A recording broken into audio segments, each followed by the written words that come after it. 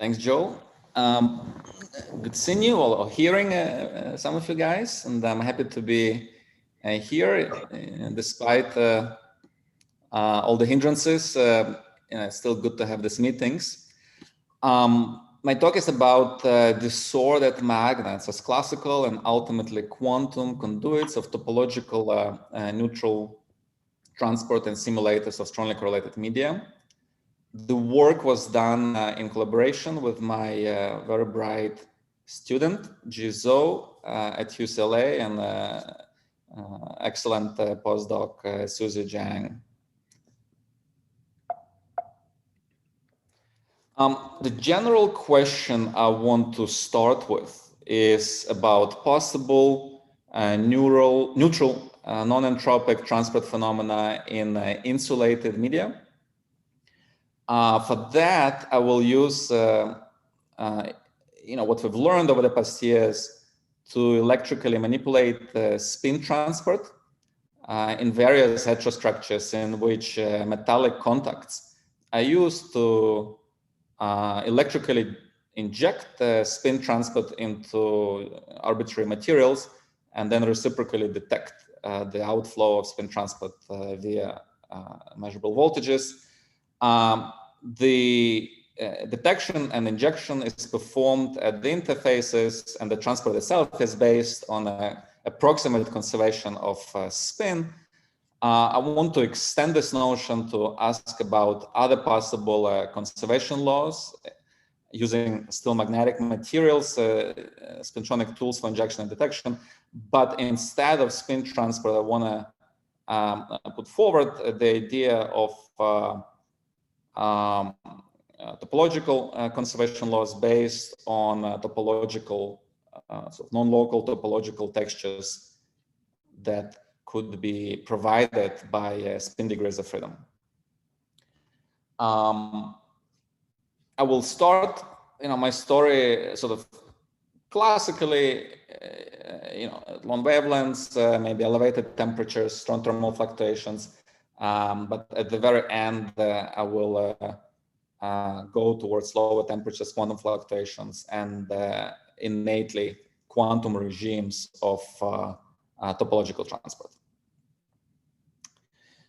The talk is based on our recent paper where you can find more details. I've just on this slide underlined some keywords that are going to be relevant, like topological spin textures based on common magnets. I want to point out I'm not going to suggest any or put forward any exotic materials, exotic scenarios. I'm going to base the story on very common materials, such as the most generic Heisenberg ferromagnet, for example, and rather generic heterostructures with very minimal symmetry requirements that I will point out. The spirit is going to be based on a hydrodynamic view of the coarse-grained long wavelengths transport of a certain conserved quantities.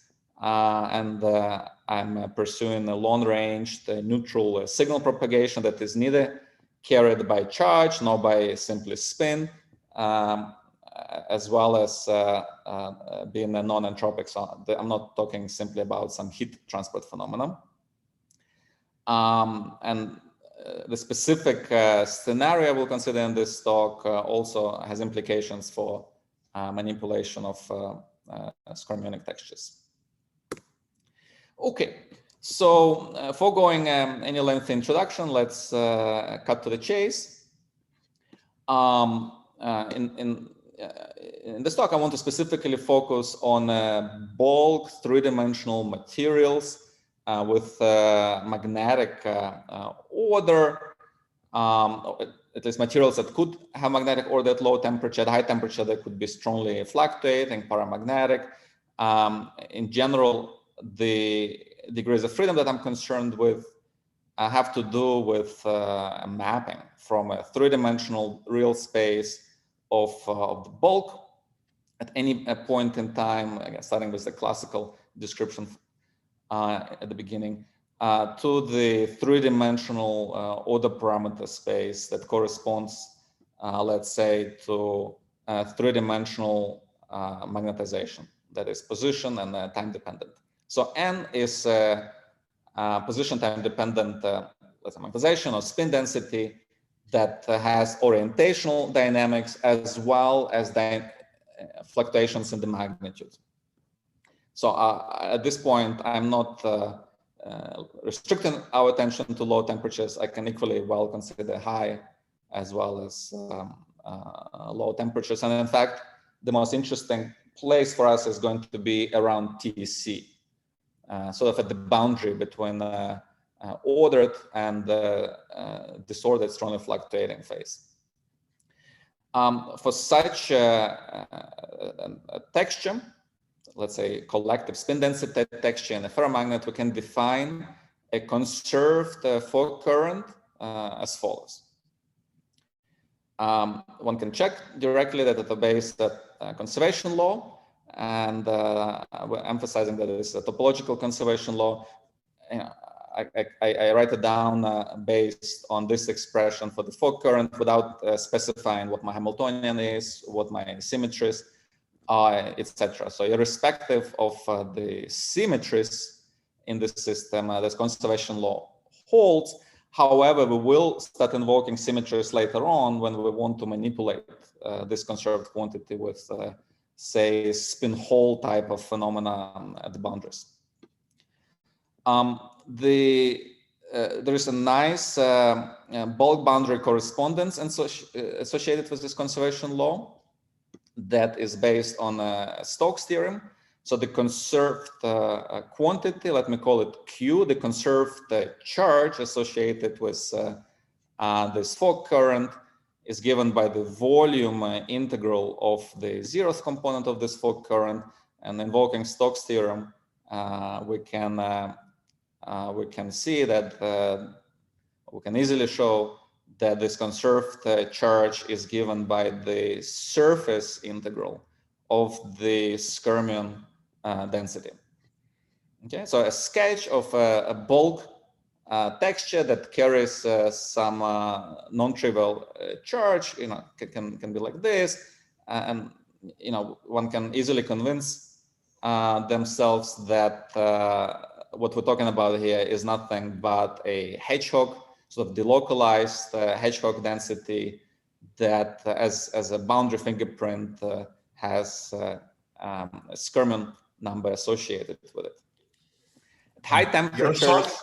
Yaroslav, there's a quick understanding question from the chat, which is why is it not quantized at high temperature? Is that because the magnitude is no longer constant, so we shouldn't think of a unit vector? Or? That's right. So yeah, that's going to be very important.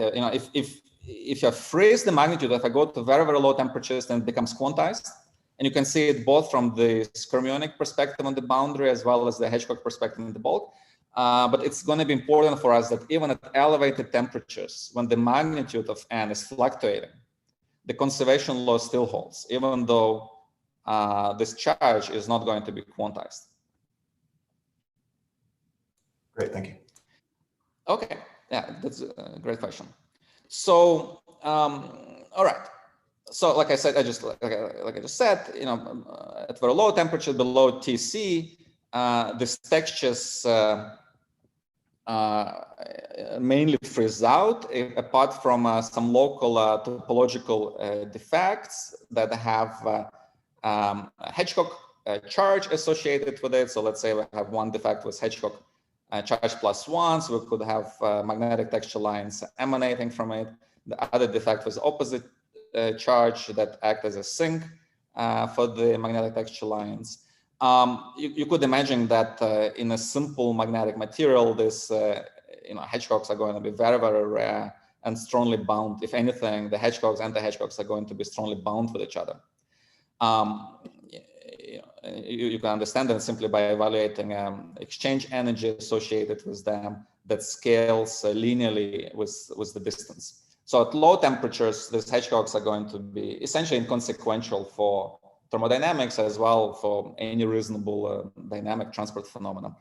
At high temperatures, when we go to the disclosed or to the transition temperature, or even to the disordered side of the phase diagram, you could imagine that very strong fluctuations in the spin density will also be associated with basically a soup of this kind of non-quantized hedgehog, anti-hedgehog lumps delocalized through our magnetic material.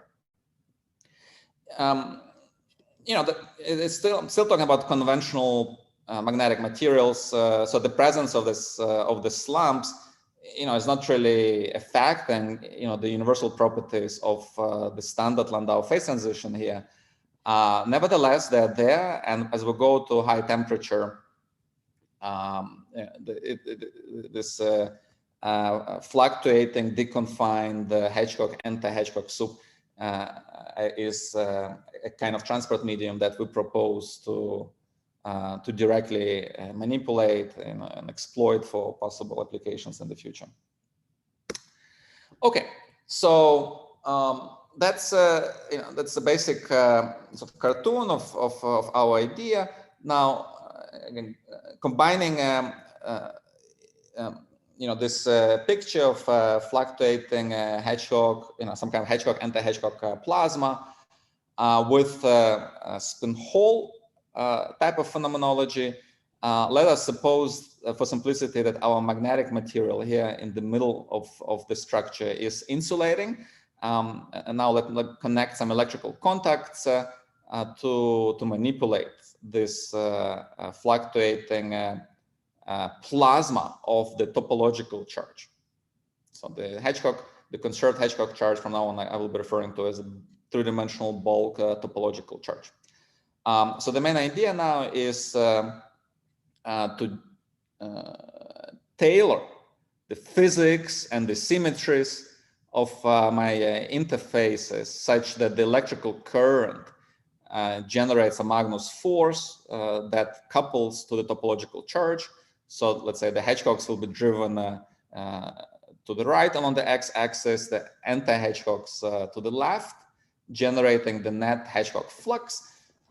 Because the hedgehogs carry a conserved quantity, irrespective of any kind of magnetic damping, that quantity is robustly conserved.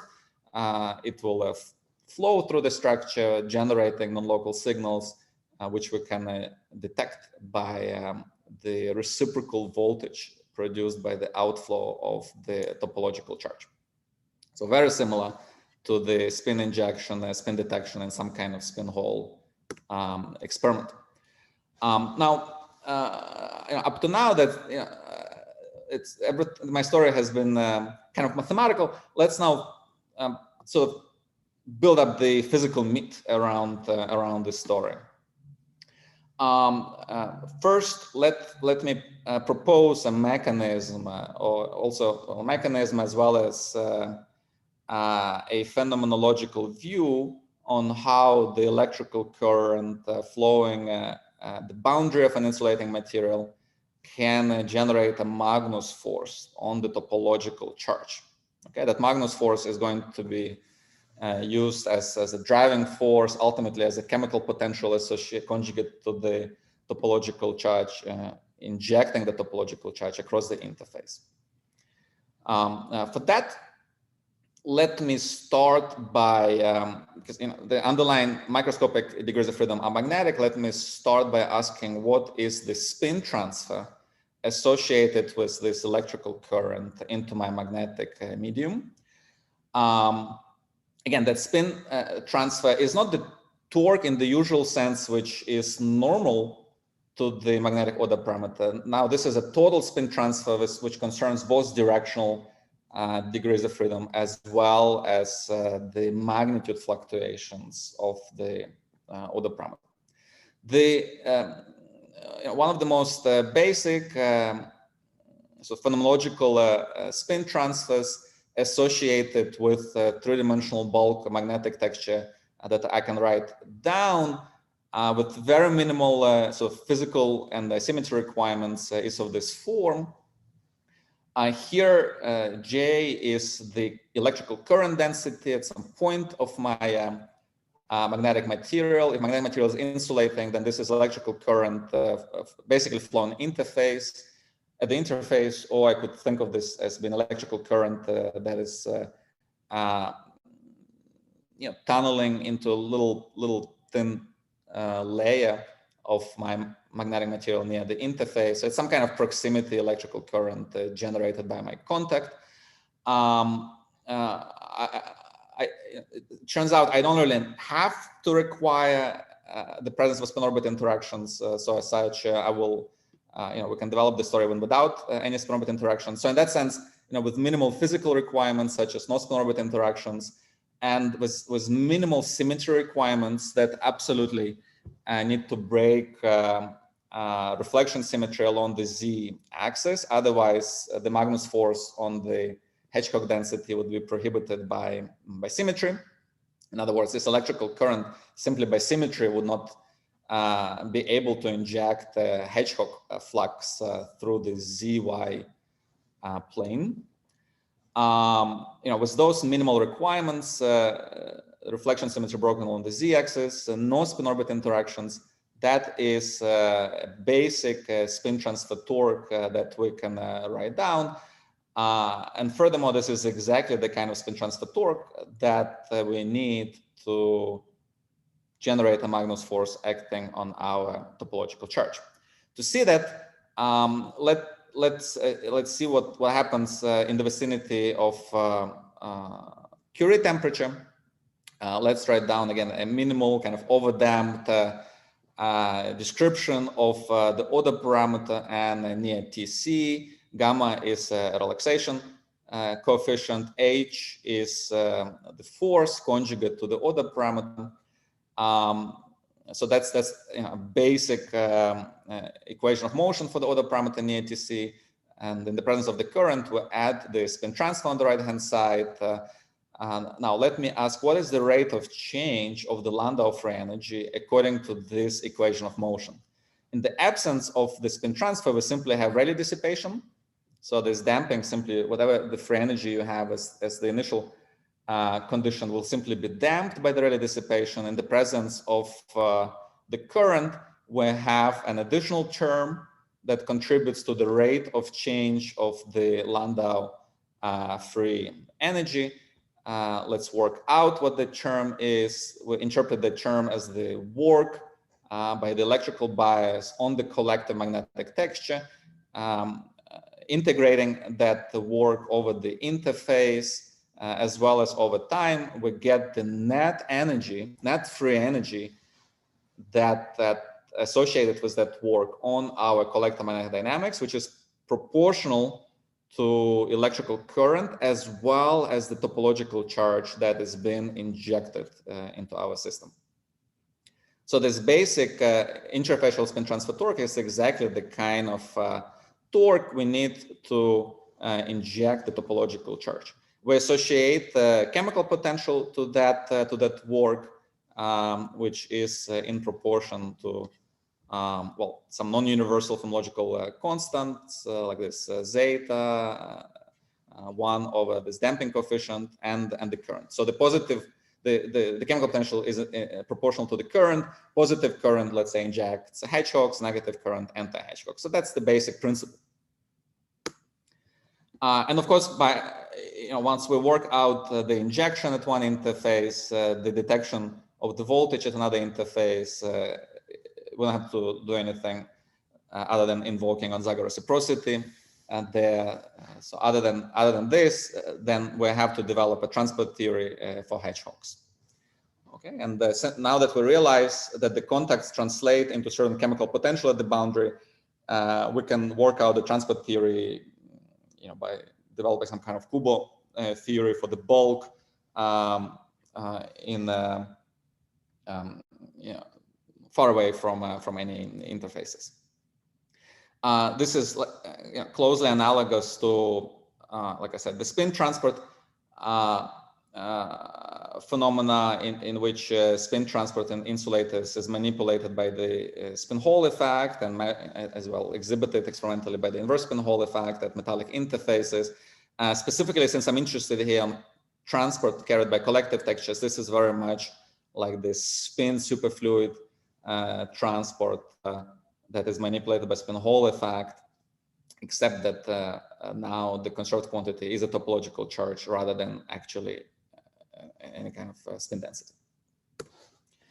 Okay, I have a couple more slides left, so I'm almost done. So what kinds of things then one can think about? Well, of course, first one has to exhibit this transport in sort of spin hole fashion by measuring non-local electrical signals. From that point on, it turns out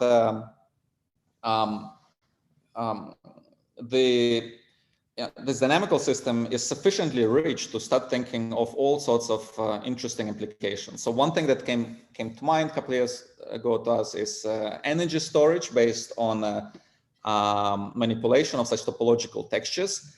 A year ago, we proposed such an idea for vortices being manipulated by electrical currents.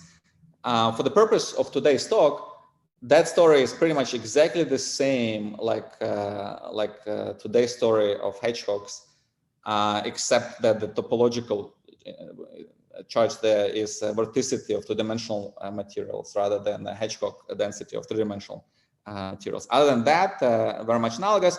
And one aspect that's also relevant for us is that the flow of the topological charge, like vortices in this paper or hedgehogs in today's story, for which we can define some conductance, let's say, so some Kubo formula in which the chemical potential is induced by electrical currents, as I've just described. Apart from this conductance, there's also capacitance associated with the flow of the topological charge, because the flow of the topological charge, let's say in this direction, builds up through the bulk H correspondence, builds up a Skyrmion density along any plane that's normal to the hedgehog flux. It's very much like the winding density buildup, normal to the direction along which the vorticity is driven in a two-dimensional material. As such, combining the transport conductance and capacitance, one can think of RC type of circuits based on topological flows. So in this schematics, the pink stands for the RC circuit, which can be so it's a topological RC circuit. R is, let's say here is impedance of the vortex flow. C is the capacitance associated with the winding buildup. For us, R would be the impedance of the hedgehog flow, and C would be the capacitance associated with the Skyrmion buildup. We can imagine such circuits being plugged into some electrical circuitry and manipulated. It can be just lumped together into some kind of effective element of the electrical circuit, and because for things like impedance are highly tunable near ordering temperature, we can use this RC circuit for energy storage. With low impedance, the energy could be built up in the winding or Skyrmion build up, and then by manipulating the impedance, turning the dialing the impedance down, let's say near TC, we can discharge the capacitor and release the energy into the electrical circuit. So that is the idea behind using the topological charge flow and the associated energy buildup for energy storage. Finally, especially is relevant for this workshop, it's important to point out that this physics survives even when we go to the quantum regime. Okay, so you might ask, well, I assumed some kind of coarse grain dynamics for smooth texture, so classical and long wavelengths. Will this physics survive as we go to atomistic scale and include quantum fluctuations? And the answer is absolutely yes. Unlike things like spin superfluidity or Skyrmion flow that could be compromised by quantum fluctuations, things like quantum phase slips, or the spontaneous decay of skyrmion, the Hedgehog density is absolutely robust against atomistic and quantum dynamics. So to show that, we go all the way to the atomic scale with a quantum, now some quantum spin lattice, and define the quantized Hedgehog density per, let's say, elementary cube, let's say in some cubic lattice, in terms of triangulated scalar chirality on the plaquettes that surround my cube. So for example, so rho here is the Hedgehog number per cube. I define it in terms of these various B's that I define for plaquettes in terms of triangulated skyrmion density or scalar chirality per plaquette. In the coarse-grained continuum limit, that boils down to what we had, to our Hedgehog density, but it holds even the atomistic quantum regime to convince ourselves, well, not to convince, we have to show that it also this quantity-based conservation law. We do that in general for arbitrary Hamiltonian using Hessenberg equation of motion, from which we can, on the right-hand side, work out quantum fluxes per plaquette. Again, I don't show the expressions for this, but we can show that indeed there is a quantum mechanical, absolutely robust quantum mechanical conservation law that in long wavelengths coarse-grained classical description reduces to the. We are pretty far over time, so if you could maybe rush through the last bit. Yes, so yes, okay. Just advertising a paper on the quantum aspects for the vorticity, which can be generalized to the Hedgehog story, and I'm done. Thank you for your attention.